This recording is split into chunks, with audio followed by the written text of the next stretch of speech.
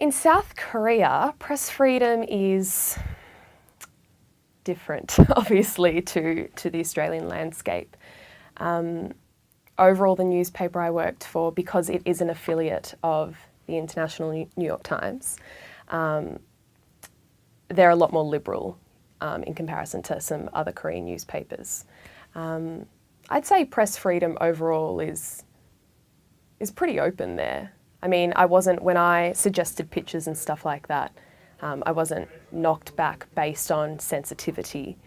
It was more just what was, appropriate for the paper, what would work for that particular paper.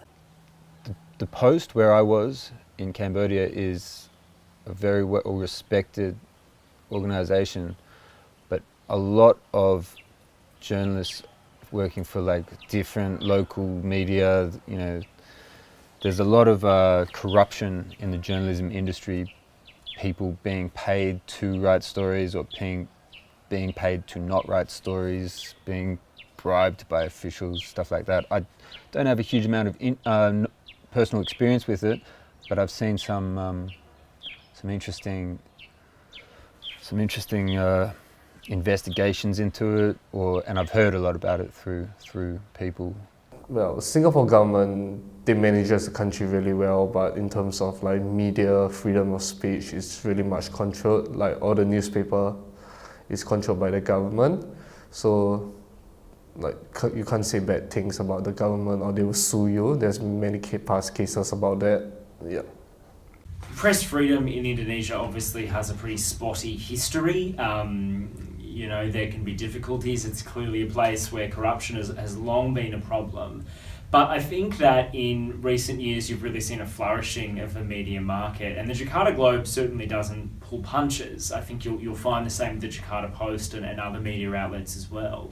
It's not perfect, but you'll find people who are really fighting for what they believe in. Now, I was mainly working on colour pieces, so it's not really something that I dealt with in a direct sense. But absolutely, I think that there is there's certainly a culture from the press of wanting to expose as much as they possibly can. That will always run into difficulties, and I think you see that in places like Malaysia, neighbouring Malaysia. But there is certainly a solid group of journalists who are doing their absolute best to maintain press freedom. Well, press freedom is very good, especially for the region. There's a dynamic media environment in Indonesia. There's a lot of newspapers, a lot of magazines, a lot of online websites. People are very active. Since the transition to democracy in the late 90s, the media sort of flourished. So it was quite exciting to see that in action in that country, particularly as I had been there as a child when the media wasn't so free. It's a lot more free for foreign language reporters than Khmer, Cambodian language reporters, because I think most of the population only gets news through the radio. So it is a dictatorship in that country, but generally what gets written in an English language newspaper doesn't really have a lot of influence inside the country.